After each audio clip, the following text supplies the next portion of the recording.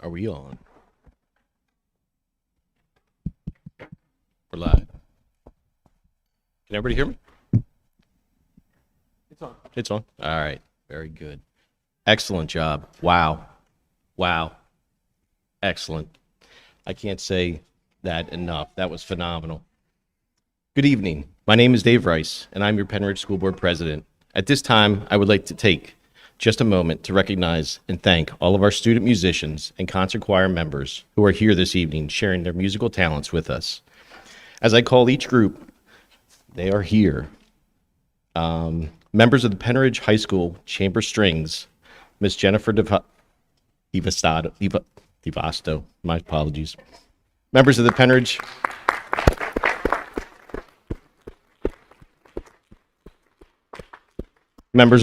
High School Marching Band, Mr. Kevin Fair.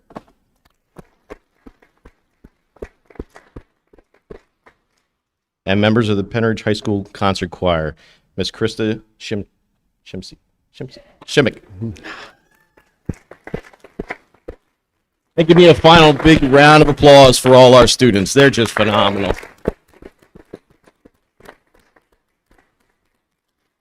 We're truly very fortunate to have such talent in our Penridge student body.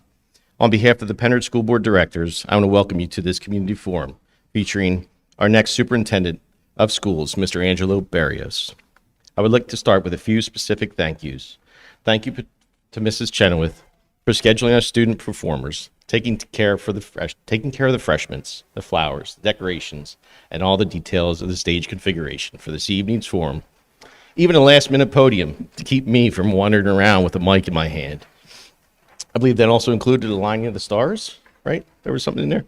Special thank you to Mr. Thomas for sharing the wonderful news of our community forum this evening through all our social media and communication outlets, sharing all the updates through the entire process of searching and finding our new superintendent.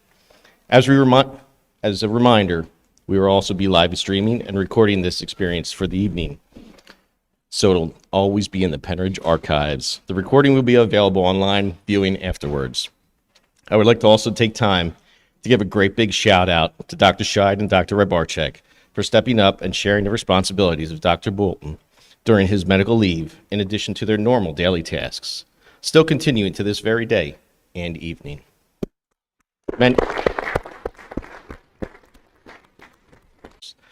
As both Kathy and Tony can both attest, the day is never really over. Thank you for all the additional hours of service. That is truly appreciated. Before we begin, I want to take a few moments to recognize my colleagues on the school board who are here this evening. As many of you know, our board has been working diligently the past few months to find just the right person to serve as our next superintendent. I want to acknowledge the board and express my appreciation for all the efforts. Vice President Ms. Banis-Clemens, Ms. Batisky, Ms. Blomgren, Ms. Chaikin, Mr. Cormack, Ms. Cullen, Mr. Russell, Mr. Wers. Before continuing with the question and answer portion of the forum, I want to share with you some background information on the superintendent search process, which the board undertook with the assistance of the Bucks County Intermediate Unit. In June, the school board directors accepted the retirement of Dr. David Bolton, effective as the conclusion of a medical leave on October 31st, 2023. Dr. Bolton has served as superintendent of the Penn School District since 2018, and the board wishes him nothing but happiness, good health, many rounds of golf, and joy in his retirement. The board engaged in the assistance of the Bucks County Intermediate Unit to serve as the board's search consultant for our next superintendent. The Bucks IU, on behalf of the board, in early July conducted a community survey to identify the community's opinions and priorities for our next superintendent. Nearly 700 parents, guardians, taxpayers, students, staff, and other community members responded to the survey, offering feedback on the ideal characteristics and attributes for our next superintendent. The survey also captured what the community believes to be the district's priorities for the immediate and long-term future. We appreciate the Bucks County IU, their help with the survey to help us collect all these results to conduct a comprehensive search process. Based on survey results, the Bucks IU helped the board actively recruit many qualified candidates. As our search consultant, the Bucks IU facilitated a comprehensive search process, actively recruiting qualified candidates and advertising the superintendent position in local, regional, state, national publications from July 7th through July 23rd, 2023. 20 candidates applied for the position, including several candidates from out of state.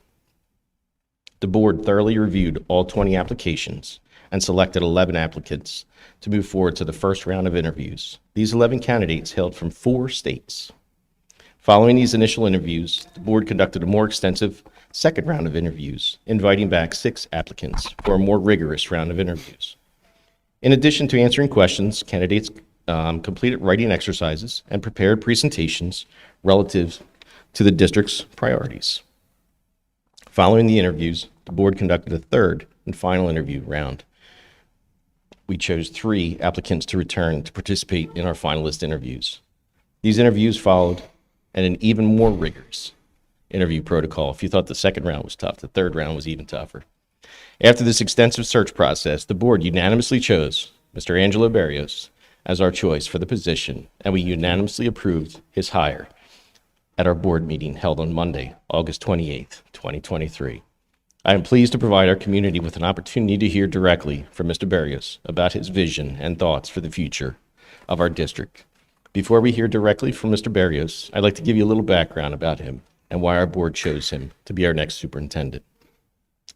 Mr. Barrios proudly serves as the principal of Abington Senior High School, a role that he has held since 2013.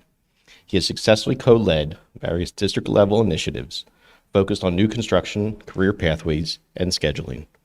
Prior to becoming a principal, he was an assistant principal and social studies teacher in Abington. Through his tenure in Abington, Mr. Barrios has facilitated collaboration and unity among stakeholders, resulting in a student-centered environment rooted in academic excellence.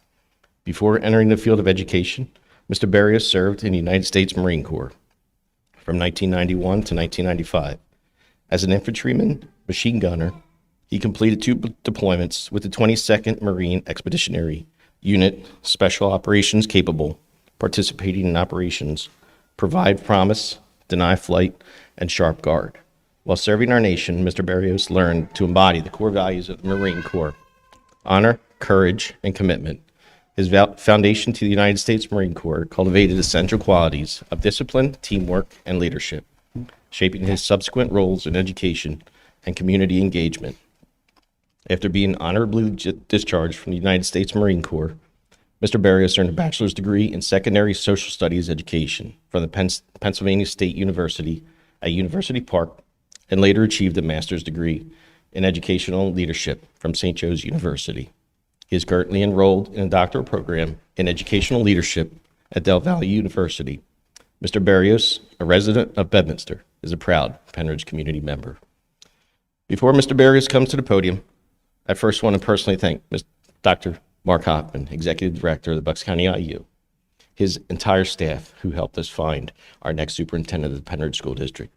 They not only went above and beyond helping us search, survey, and facilitate our process, they met with the board members and candidates on not one, but 2 Friday evenings in our dedication to find our next superintendent. We greatly appreciate our continued relationship with the Bucks County IU and how they continue to serve our school district well. Dr. Hoffman will now share with you an overview of the schedule for the rest of the evening.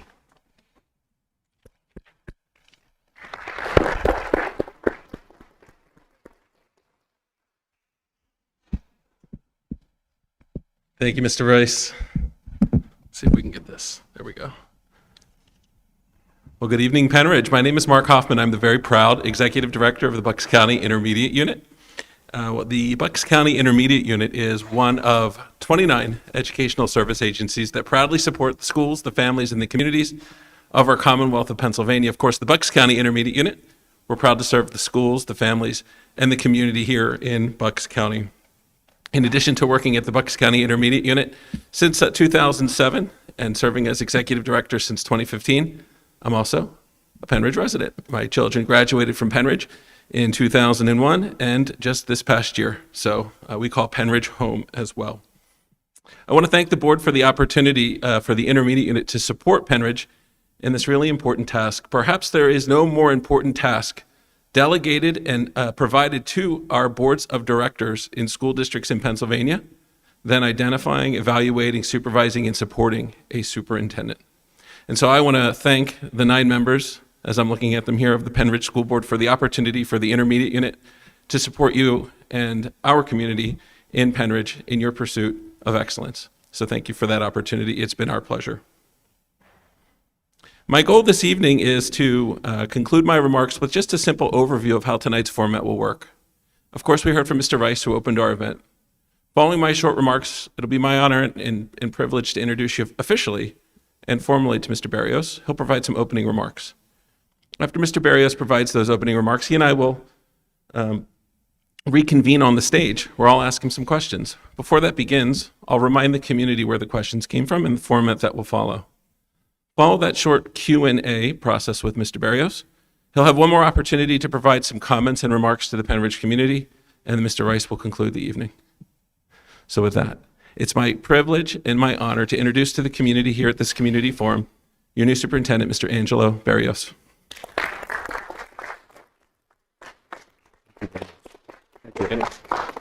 Thank you. Good evening. Can you hear me in the back? Okay? Perfect. Okay, so some butterflies going, so just bear with me for a second. So first, they aren't here right now. I'd like to thank our student musicians and singers this evening for bringing the joy, and their teachers, of music to our program. It's clearly evident that the interactive teaching that's prized in this district was evident tonight by their performance. It was very touching and moving. I'm going to start out tonight by just a few thank yous, and it may be analogous to the Oscars or Grammys or something like that, but there are a few people I need to thank, and then I'll give you some background information about me. First, I have the honor of having a few folks here with me this evening. The Superintendent of Abington School District, Dr. Fetcher, has joined us, so we thank you, Dr. Fetcher. My longtime colleague and assistant principal, Mr. Ernest Johnson, is with us this evening. And my lovely girlfriend, Mary, she's with us this evening. Thank you. So a little bit about myself. I live in Bedminster Township. I graduated from Bensalem High School. After high school, as Mr. Rice pointed out, I joined the Marine Corps, where I spent 4 years. After I got out of the Marine Corps, I found myself at Penn State University, originally with aspirations to become a state police officer, state trooper. I had a change of heart, and I walked into the College of Education, And there I met Javier Peraza, who was a advisor. He was also an former Army Green Beret. And we started talking, and he asked me some questions, and next thing I was enrolled in a social studies program, and I've always been an avid reader and a lover of and a love for history. So I entered the social studies program, I graduated, and I met my student teacher supervisor. Her name was Diane Galyubov. And I had aspirations to go to either Council Rock, Chamonix to complete my student teaching, and she assigned me to Abington. I said, I'm familiar with Abington, but so I found myself teaching 7th grade geography in room 319 of Abington Junior High School. And after student teaching, there were no social studies positions. So I ended up on a construction site working on an excavation crew. And one day I was in Brick, New Jersey. And my boss at the time was named Silvio Iannuzzi, and he's an excavator, and we're lowering this water main box. And I had this tiny Nokia phone. And the phone call came, 215-884-4700. I was like Spider-Man getting out of that manhole or whatever. And I picked up, and I was called back for a social studies interview. And fortunately, and that was in July of 2001, I believe, or 2000, I can't remember. And I went through an interview process, and they hired me. And I've been there ever since. It's very sentimental for me to leave the Abington School District because I've spent nearly half of my adult life teaching there, being an administrator there. And how did I land here tonight? Well, we'll speed up the hands of time. So this past summer, our superintendent, we began summer hours. So we would work 4/10s, and we had Fridays off. So I have a bit of property, so I was out mowing, and I received a call from Dr. Fetcher's work line. So that means pick up. So I picked up, and he said, hey, I'd like to share something with you. I was in contact with Dr. Mark Hoffman, and he would like to talk to you. I said, sure, about, He said, well, there's an opening in the Penridge School District. And I thought, it was for I think there was a vacant high school principalship at the time. And I said, for the principalship? He said, no, for the superintendency. I said, ooh. So I asked Dr. Fetcher, I said, do you support this? He said, yes, yes, I do. I said, do you think I can do it? He said, yes. And I said, would you write me a letter of recommendation? He said, yes. He said, but Dr. Hoffman will be in touch. And I said, okay, sure. Maybe 30, 45 minutes later, as we all received robocalls from telemarketers and an unrecognizable number, which I picked up, and it was Dr. Hoffman. And he introduced himself, and he told me he was facilitating the executive search for the next superintendent's position. And I shared with him, I lacked confidence at that particular moment too. And I won't repeat publicly, but I don't have it committed to memory, but he gave me the inspiration, as did Dr. Fetcher, to explore this opportunity. And when I got off the phone, started thinking, and began gathering the documents, the letters of recommendation, and transcripts and all the other things, and there was a lot of paperwork involved in gathering things, and I submitted it. So, as Mr. Rice pointed out, it was a rigorous process, and each interview, I was very hard on myself. I said, I gave myself a C+. I should have answered this question differently, should have answered that question differently, and the reason I'm sharing this with you is the power that, because they're two educators. They're teachers, they're leaders in their industry, but the power of believing and inspiring, and that's, if we parlay that to our teachers here, our counselors, our social workers, to encourage someone who has doubts, someone who says, no, I don't think I can do it. And this is, in my opinion, where words matter, where you can inspire somebody who lacked the confidence to go for this job that requires an awesome level of responsibility. And I reflect and I think of the people along the way. My first superintendent, Dr. Amy Sickle. I think of the colleagues, the teachers, the students that have come back and said, thank you. Thank you for helping me. Thank you for not giving up. Thank you for being there for me. Because our students are coming into the schoolhouse with various barriers. Not everyone's born equal with the same opportunity, the same access. So how do we tap in to help every single student in the Pembridge School District? In my current district, we have kids that are from all over the world, and I'm sure they're here in the Pembridge School District.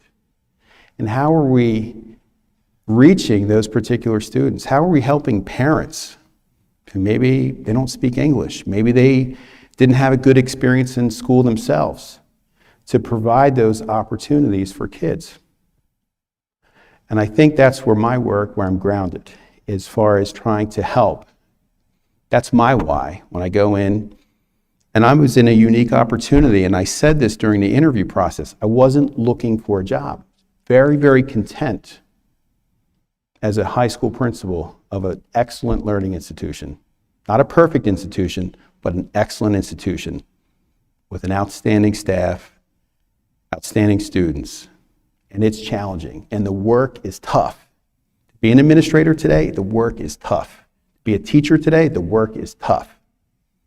It's not for the faint of heart. So if you're committed, and what I can do here in the Pembridge School District, the only thing I can give you today is my word that I'll be transparent, that I'll be honest,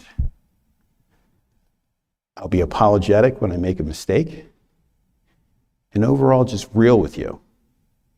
And I think having that level of commitment will help our students, will help our teachers.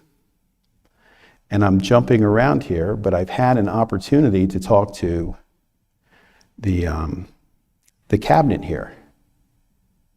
And I appreciate the energy of Dr. Zubarchuk, Dr. Scheid, I think you're back there somewhere, Ms. Mossman, Mr. Dauber, Ms. Summers. Had conversations with Ms. Chenwith and Mr. Thomas, and thank you for this beautiful setup tonight. But it's truly a wonderful community we have here. I'm a taxpayer here. I don't attend, well, now I will, but I didn't attend school board meetings. I watch them. I read my annual RAM report. It comes in. And I think this district has so much potential, and there are excellent things happening in this school district. There's very, very robust, in my opinion, academic program. You know, next year we're looking at a new schedule, have a pathways model, and other things that are just excellent that I want to be part of here in the Pembridge School District. So last night at the Abington Board of School Directors, they approved my resignation, and it was surreal to me to leave something I'm very comfortable with, something I think I'm competent. I don't know if Dr. Fetcher would agree with that, but I think I'm a competent principal.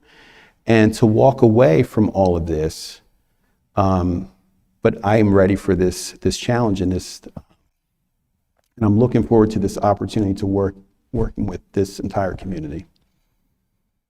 So, thank you.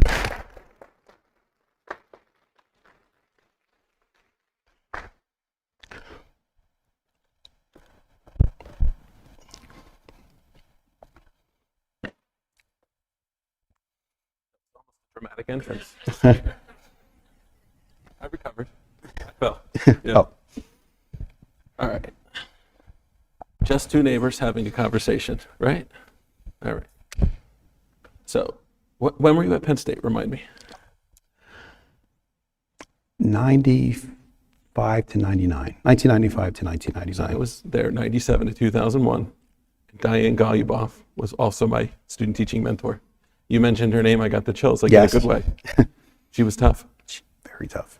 She made it, when we would do our student teaching, I did mine in Chamonix, she would come and she would make us videotape ourselves with these giant camcorders and count the number of times we said, like, you guys. And we literally had to write reflections about it. And did you complete your portfolio? I completed my portfolio. She was tough. She was. That's a name from the past. I love that. I love that. So we're now at the component of the tonight's evening that's dedicated to questions and answers. So as was advertised in the community announcements that shared this date and this time, there was a community survey open and available to community members from Sunday, August 27th through Tuesday, September 6th. We actually extended it to accommodate this new night. That link to submit questions was shared via all the appropriate channels. You mentioned Mr. Thomas and the work that was done through email, the district website, and social media to make sure that folks knew about this opportunity. So during that time that the community survey question submission window was open, 36 individuals from across the community posed more than 60 questions because we allowed for individuals to ask up to 2 questions. As we communicated, I won't be able to ask you 60 questions, of course. I could, but we'd be here all night. And so per the protocol that we advertised, I reviewed the questions and ultimately I was able to synthesize and distill them down into about 10 questions. And those are based on themes and trends and just the overall sense of the questions that we received. Mr. Barrios has received a copy of all 60 some questions that we received. So you have them and you also know who asked them so you can get in touch with the appropriate people. So it's been my best effort to make sure that everybody's voice was heard throughout this process. And of course, you're going to be accessible, so if there's a question or something that isn't addressed, people have the opportunity to get in touch with you. I know that you're a transparent, communicative person. So sir, are you ready to roll? Yes. All right, let's do this. Question, the first question, we're going to start with a big picture question, all right? An individual used this as an opportunity to share the positive impact that you had on her children in your role in Abington. And she actually used the form to wish you only success here in Penridge in your new role. So let's use that as an opportunity for you to share a little bit more about what you see as your role as superintendent. I see my role as a superintendent as being the nexus between the school board, administration, teachers. I see it as being an honest ambassador, a conduit from the community. I would see the role as a mechanism to advise the school board on different things, to communicate, to be an intermediary between administration, students, parents, and to try to advise the school board on policy. And they would appropriately vote on policies. I thank the parent who took the time to make a comment from Abington. I appreciate that. What are those? You mentioned them a little bit here, and I think people can infer them based on your introductory remarks and the things that they know about you. But just for the sake of the forum, what are your core values and your beliefs and your philosophies that you bring to Penridge in your role as the chief educator for the community? I think my core values is the why. Why are you in this business? And it would be an advocate for all students in this school district to ensure that we are providing a robust academic program for, again, all students. That's our driver here. That's why we're here. And when we lose focus of that, I think that's a problem we have in any institution when if we have policies. The number one driver is how is this going to impact student achievement? How is it going to, in teaching good instruction, we have something called formative assessment. We check for understanding. I think we need to ensure that we are checking for efficacy of all of our programs here in the Penridge School District to remain competitive, to ensure that we are preparing our students for 21st century jobs, for jobs that may not even exist today, to ensure that they are competitive, whether that's a student attending university, joining the armed forces, entering the workforces, entering a career technical education institution. I think that's our responsibility. Thanks. This is a longer question. Sure. So of the 60 plus questions that were submitted, more than 20 were related to the district's agreement with Vermillion Education and the social studies curriculum in general. So some questions asked you for your opinion on the matter. Like literally people said, what do you think about Vermillion? What do you think about the social studies curriculum? Others used it as an opportunity to express opposition to the agreement, and then still others used it as an opportunity to express support. You haven't officially started in your position as superintendent, and so I don't believe as the facilitator that it would be fair to ask you for your opinion on the matter, or where you stand on Vermillion, similar to the questions. Those are questions that I think are more appropriate for someone who's in the position, and you're not in the position yet, and you don't have access to all of the information that the superintendent would have after you start. However, with so many questions posed about that subject, it wouldn't be appropriate for me as the facilitator to ignore it either, which is why I'm being so transparent about the numbers of questions and the kinds of questions that we received. So let me pose the question to you this way, and I think this is a fair way to pose the question to you. What steps will you take now, you've been board approved, through your first official day later this fall, through your first several months as the superintendent, to learn more about the Vermillion Agreement and the many questions that have come up about it? I had a feeling this question would come up tonight about Vermillion.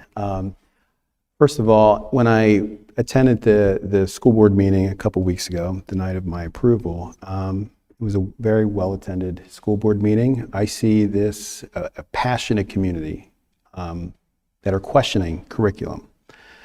I want to be part of a community like this. I readily admit I have not done a deep dive into the Vermillion curriculum yet, but I would be interested in learning more about it. I'd like to see if there are holes in this curriculum. Is it robust? What impact does it have on student achievement? I'd be interested to know what are our review cycles? What are the processes that we use to adopt curriculum here? And that would be my driver to understand more about it and listen and talk to people and talk to the teachers, talk to the school board, talk to various stakeholders in our community to, again, learn more about this curriculum. And again, also, I'm very curious about our review cycles, and is it a program that's being implemented with fidelity, but what impact does it have on student achievement? And are there holes in this curriculum? And if there are, how do we fix this, or how do we make it a more robust? But I will tell you the passion about the program, where people are coming out and voicing concerns, it's something that we need to take a look at. But I'm not going to take a stance right now, as you've readily, I'm not asking you. Sure. I don't think it would be fair. You're not in the position. Thank you for that. I need to know more about it, and I'm very curious about it. All right, thanks for that. Similarly, there were lots of questions as well about diversity, equity, inclusion, and related supports for all students. Questions that were asked from the community or from some members of the community ranged from asking how you'll foster a climate that ensures that all members of the Penridge community feel like they belong. I heard you talk about that earlier. To specific questions about how you'll meet the needs of students of color and students within the LGBTQ+ community. So what are your thoughts, and what are some of your successes? And take that question however you'd like. All right, so let's break it down. So every student will come to the school to learn. I think we need to ensure that all of our classrooms, labs, wherever the students are, it needs to be a safe space for all of our students. We need to ensure that we're not infringing upon our students' rights. I think we need to take a look at our policies, but more importantly, to make sure that our students feel good about coming to school. And we need to have a supportive environment for all of our students. I think I have a proven track record of working with very, very different students in my time as a principal, assistant principal, and as a school teacher. So I think we just need to ensure we offer a safe learning space for all students. Thanks. How will you and the district at large, under your tenure as superintendent, communicate with the community? What can parents, students, staff members, and the community at large expect from a communications perspective with you as the superintendent? Well, I would like to take a look at our communication apparatus and take a look at our outflows of information. I know that sometimes, in fact, we talked about this today in our school district. Some schools are pushing out too much information, whereas other schools are pushing out maybe not as much. And we have to figure out our parent community's appetite for communication. They shouldn't have to peck and hunt for information. I think it should be clear, concise, communication needs to go out. So we're talking about outflows, clearly for emergencies, and the superintendent would communicate, but I also think with social media platforms, we need to be pushing out accolades as well. But I think primarily a lot of the communication needs to come from building principals as well. I shouldn't be the primary communicator, I don't think, as a school district. I think we have all these different elementary schools and middle schools and a high school. The principal of each building should be pushing out information as well. So we've talked about outflows of information, but let's talk about inflows. So communication, I think my first year for sure, and definitely with a robust entry plan, I'll be using these two things: ears, listening to the various stakeholders, but also during the entry plan, listening, holding forums, but parents and students listening to these folks, but also email, also communicating and conveying this information to the Board of School Directors to ensure that we have open lines of communication at all times. Thanks. There were a few questions that sought to understand what approach you'll bring to using words that were from the questions: repair or unite a perceived divided community. So what might your efforts look like as the superintendent, uniting Penridge or bringing people together? I've repeated this a couple times, and I'm sorry if I'm a broken record, but I think during an entry plan, going out and meeting, I want to be in the schools. I don't want to be a superintendent tethered to a desk answering email all day. I want to be out and about, and if I have to answer email in the morning or late at night, that's fine, but I'd rather be out in the community on the ground, listening and observing and watching and trying to listen again to all of our stakeholders, to try to have my finger on the pulse and figure out the divide. And if there is a divide, it's okay to be divided. It's okay to have a differing opinion. That's okay.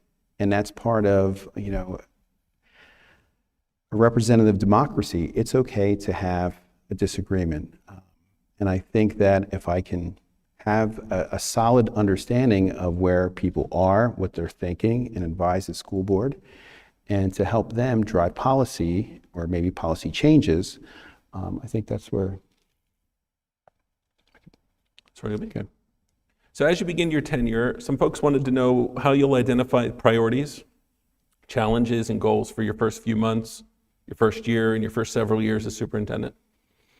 Well, I'd have to take it, and there's a lot.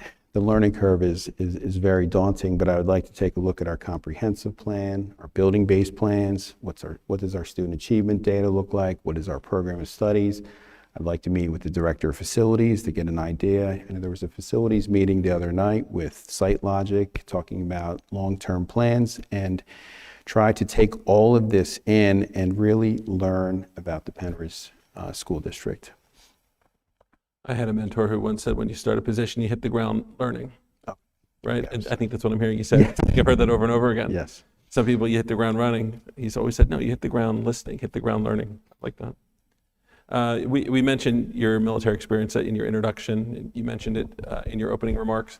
A community member asked how your military experience influenced or shaped you as a public school leader. Can you speak to that?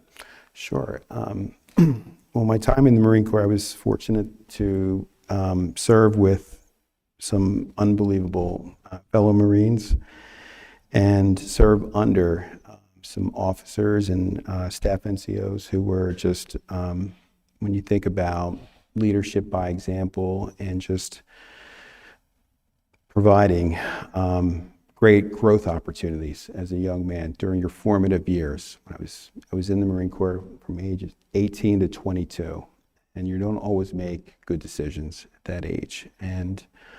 But serving with, what did I learn was working in a team. In the Marine Corps, you can never be an individual. It's all about teamwork. You're very mission-oriented. You develop coping mechanisms to adapt to high levels of stress, where things can be very, very challenging. I was fortunate to make it home alive. There's, not everybody makes it home alive, and it's just I was very fortunate, and being in an infantry unit, and I still keep in touch with several close friends that, in fact, I was in touch with my platoon sergeant last night, and from many years ago, and it's a certain esprit de corps fraternity that I'm very proud of. I thank that community member for asking about it, and I was grateful to serve our great nation, and I look back on those years very fondly. Thank you for your service. My pleasure. Education, like many industries, is facing unprecedented staffing shortages, shrinking candidate pipelines, and more competitive job market for the employers, right? So a community member too asked what approach you'll bring in their questions to recruiting and retaining talent at all levels and in all positions within Penridge. So recruiting and retaining talent here. I think with retaining, let's start there. I think we need to have a competitive pay structure where people want to work here. What is our mission? We want our employees to feel a sense of belonging. I think we need to maybe have a partnership with universities that have student teaching programs. I think with a pathways model, we can maybe develop a program where if a Penridge graduate graduates with an education degree, we guarantee them an interview. We don't guarantee a job, but we guarantee them an interview. Interestingly enough, I received an email this week from a first sergeant that serves in the Army's 10th Mountain Division, and they have a program where he can be separated from the military 180 days before his discharge date, and there's an opportunity for him to do an internship with my current school.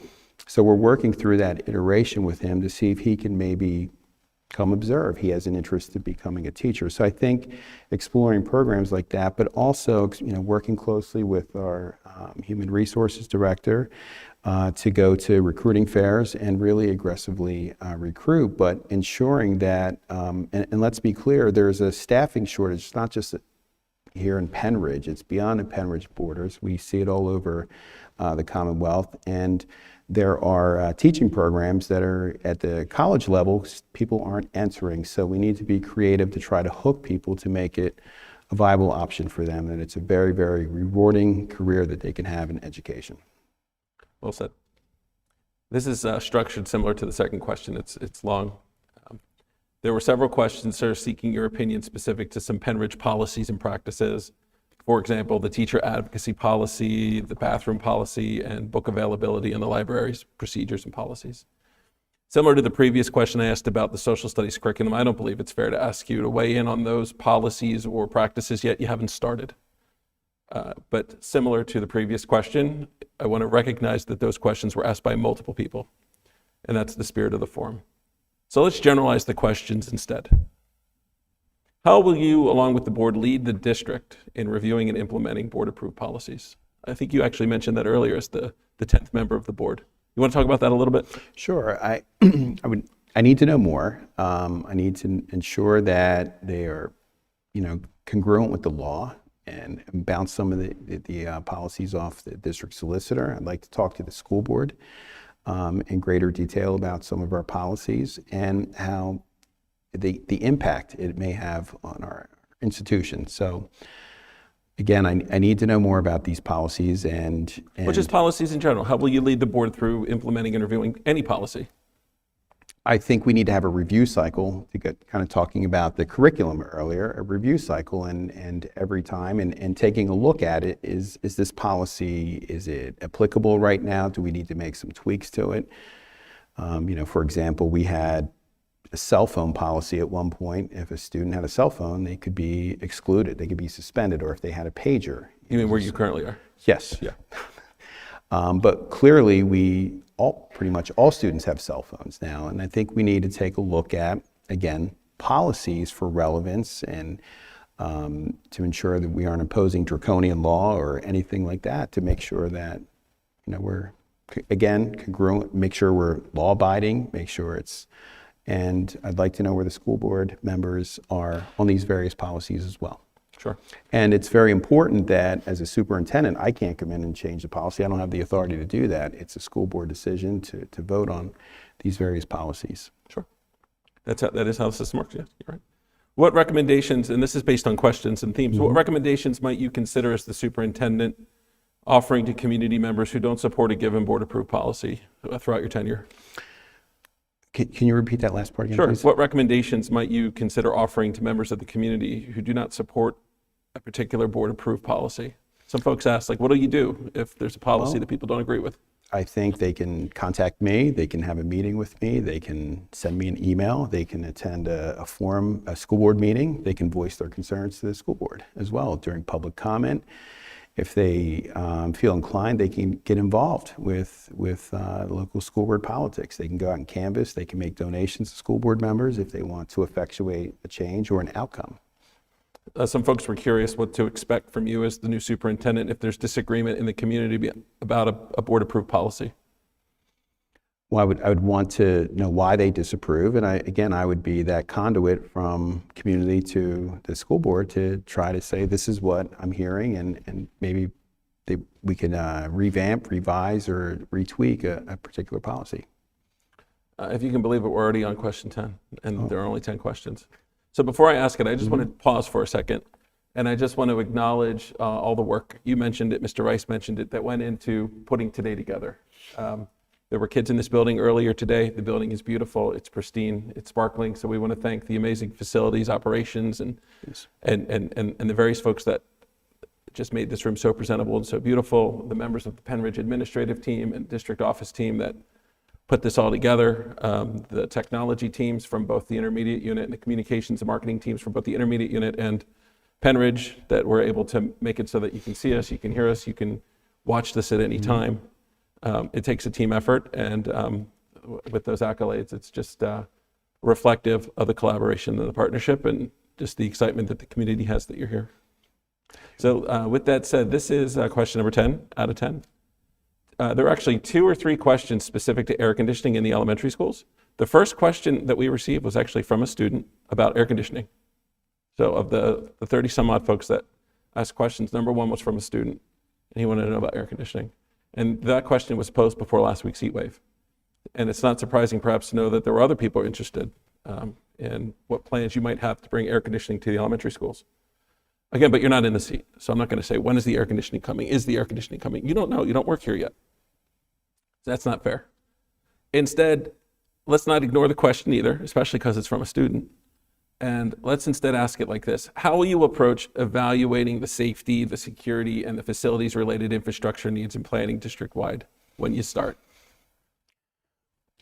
Well, part of the learning tour, I would definitely want to take a look at our infrastructure, whether it's technology, our physical plant. I think we need to weigh out needs versus wants. I live in an old farmhouse built in the late 1800s, and when I first moved in, I had to evaluate what kind of work can I do. Well, it needed a new roof, so that happened first, and then others. So I think if you apply that to a school district, what are the needs versus the wants? And then from there, we need to take a look at, are we working? I know we're working with an engineering firm right now. What are the experts saying?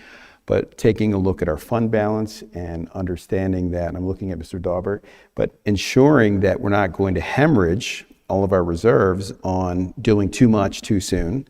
But by the same token, I want to answer that student's question. I think air conditioning is, if we look at last week in the school district, it interrupted the entire operation here, where we had to have early dismissals because of driver shortages, et cetera, et cetera. So I think that as far as air conditioning goes in a building, I think it impacts learning. It impacted learning last week because students were sent home and the entire district was sent home. So I think we need to take a look at, and having taught in a space that didn't have air conditioning many, many years ago, it's very difficult to teach, and especially secondary students after lunch with an oscillating fan just kind of lulling everyone to sleep, but it can be very challenging. And if the teacher is uncomfortable teaching and the kids are uncomfortable teaching, that has an impact on instruction, which has an impact on student achievement. By the same token, I don't have enough information yet about what the expenditures are, what type of air conditioning needs to go in these buildings. Is it a split unit, is it an LRF, two pipe, four pipe, et cetera, et cetera. So this is information that I need to figure out. I need to take a look at the athletic fields, turf fields versus, natural grass, and take a look at the entire district and see what kind of appetite the school board, the public has on maintenance, improving, and again, weighing those options of wants versus needs. Everybody, that's Mr. Angelo Barrios, the new superintendent in Penridge. Yeah. Thank you.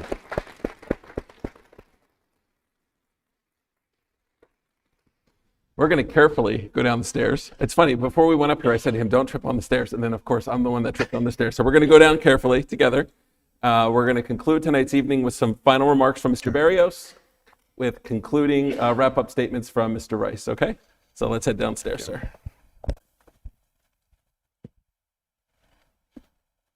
Thanks. Oh,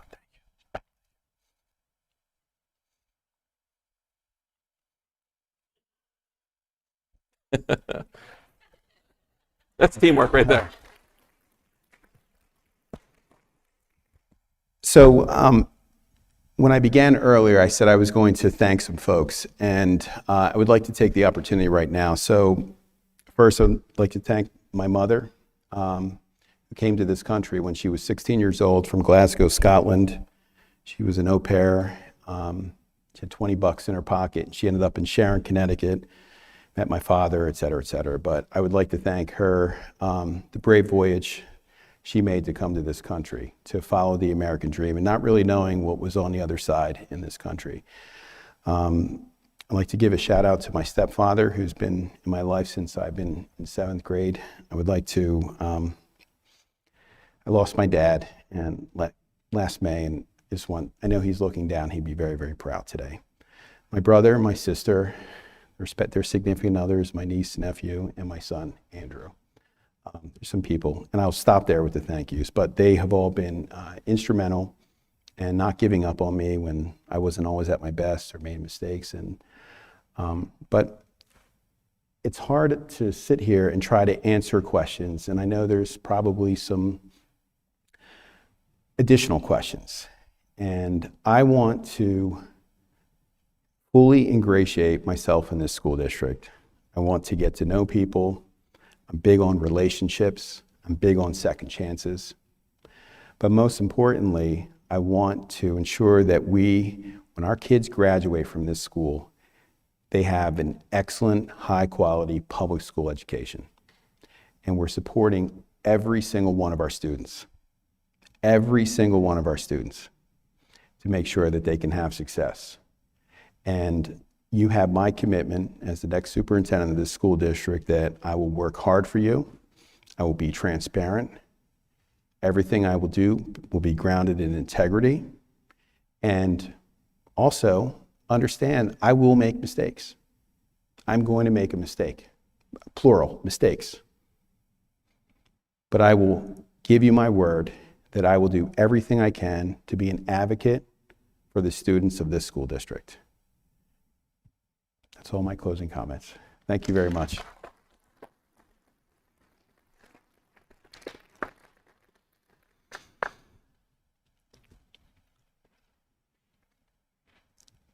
Just a moment. All right.